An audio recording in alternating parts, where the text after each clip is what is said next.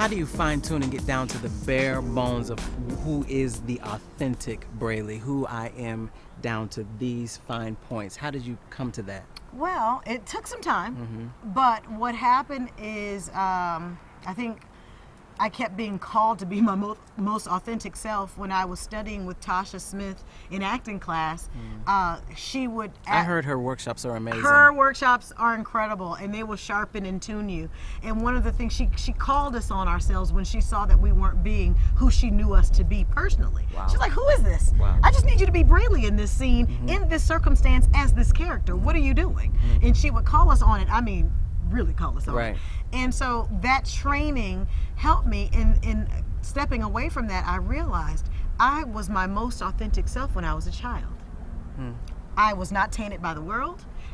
Fearless. I was fearless. I had not yet let my parents' expectations weigh me down. I just knew, Mommy, I'm going to be a star. And they'd be like, no, what's your real job going to be? Right. And I was like, well, an entertainer, because I knew then who I was. But because it was like, no, you must go to school. No, you must do this. You must do that.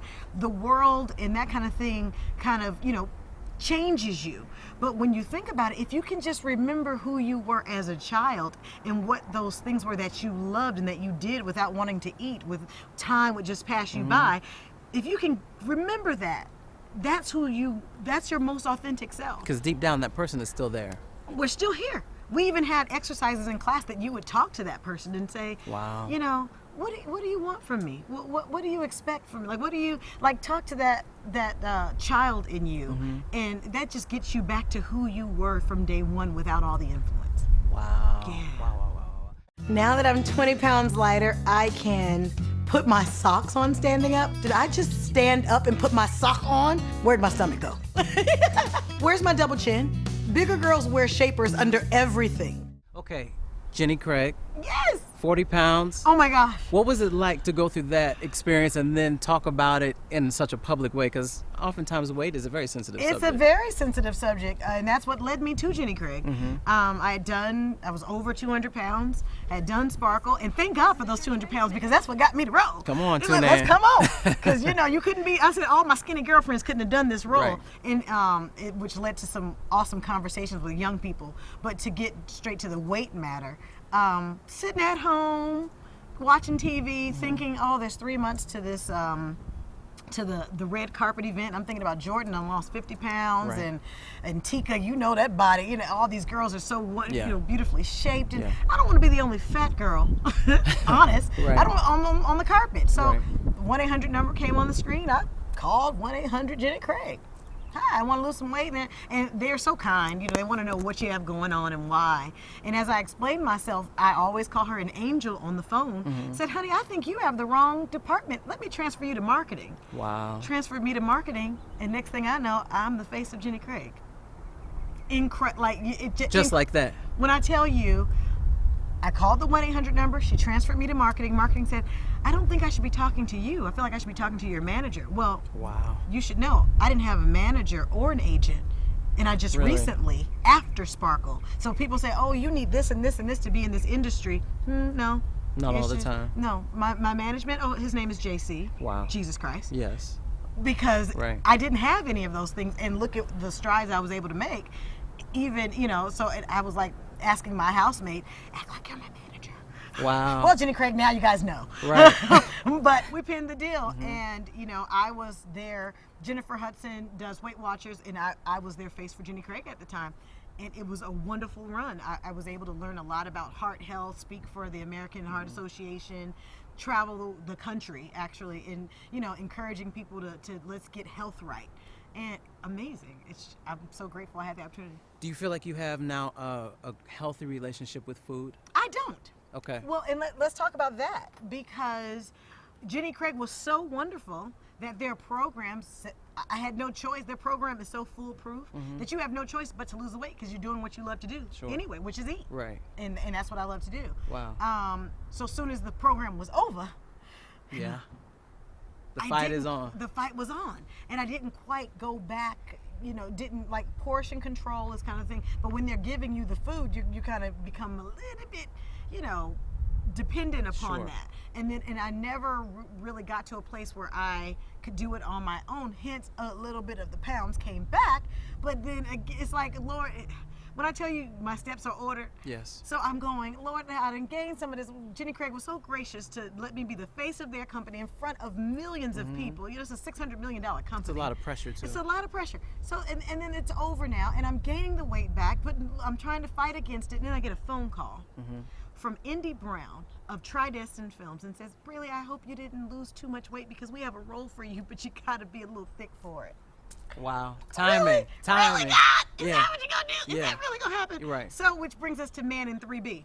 That I had to have a little bit of extra on me, and I was right there ready. So I am the lead in my first dramatic. And that's quite a cast. Lamont Rucker and Billy Anthony- D. Williams, Anthony Montgomery. Marla Gibbs. It's a big deal. It's so wealthy. It's so wealthy. It's such a big deal because people are used to seeing me in a comedic fashion, Yes. in a comedic role. And I'm telling, no, I got, I have a dramatic side to me. Carl Weber, I just am so in love with him, the amazing New York best-selling author of several books, said he had been a fan of mine, and he really listens to his fans. And so he said, one day he put my picture up and said, what do you think about her being Connie? And people poured in saying, yes, they cast me. Did you always know your life was going to be like this? Some part of me did. Again, that child in me. I used to tell my mom, Mommy, I'm gonna have chef, I'm gonna have a maid, she's like, little girl, you better get in there and go clean up that room. You know what I'm saying? But I kind of always knew that. I don't know how I knew. Yeah. I just knew that lights, action, camera, audience, microphones was Wow. my life. Wow. And that's just, my parents would have friends over and I had to put on a show, you know? And I just always have known that, and I didn't know how. And I didn't concern myself with that. I just did every talent The show. how's not our business. That's not our business, right? It's like, just do what you can do. That's right. So every talent show, sign up. Every girl in the backyard, making up steps with my girlfriends, girl groups, writing songs, just trying it, just working the gift, just How for it. how important is positive speech to you and what you say and declare out of your mouth? How it is the most important thing any of us could do for our lives. Like, I think it should be taught in school. It should be taught at home. I can't even say that my parents had the knowledge then to say, okay, she says she says this is what she wants for her life. Let's gear her into that. They were kind of like, no, school, kind of Yes. by the book. But I have spoken so many things into existence. It has scared me a little bit. I'm like, oh, I said that. And look, there is something to vision boards, and people are like, oh, did you make a vision board this year for your year? Well, I kind of made one and then didn't pay it any attention. And then when I got the Jenny Craig deal, my eyes maybe went to, because it's in your house, you kind of ignore it. And I said, oh my God, it said, and I had the nerve to write one, face of one company, 3 commercials. And I didn't, when I was writing that, I didn't know what I was writing. Wow. But when I realized I'm the face of Jenny Craig, and we've shot 3 commercials, I was like, oh, Wow. like, I got to dream bigger next year. It's real. Yeah. It's real. So, we're the only creature that God gave the gift of voice and to speak. It's because us being made in His image, we're able to create out That's of our right. mouths. That's And right. just use that thing. And people All don't day. know that every time you speak something, it is on its way to you. Often. But when you speak the opposite, Yes. it's also Yep. on its way to and you. it's no matter if you're being deliberate about it or Or intentional about it or not, the power is within you. The creative power is just there. It's there. just there. Imagine that. So when people are laughing, you killing me. Yeah. Ooh. Careful. And I'm like, oh, Right. no. Right. Oh my God, that's to die for. No, it's not. That's Yeah. to live for. Yes. That's so. It's people yell, break a leg. Oh no, I take wings, baby. That's it. I fly. That's it. It's just language, and being very careful about what we say and how we feel. Yeah. Because you can say a whole bunch of good stuff, but inside, If it's not connecting with your heart. that's it. That's If you're why the Bible broken- says if you have faith in what you say, you can't doubt in your heart. That's It it. has to be synonymous. That's it. Okay, give me some keys to maintaining great relationships. Now, this can be romantic relationships, this can be friendships, this can be Okay. business partnerships. Give me keys to maintaining great relationships. Keys to maintaining great relationships. For me, loyalty is really huge for me. When I say I'm I'm an only child, but when I call people my sister, I mean it. Yeah. Like I really mean it. Yes. I will share, give, anything with you. And so I think loyalty is big. And that goes across the board, whether it's a romantic relationship or a friendship. We can't live alone, and we need each other to survive. So,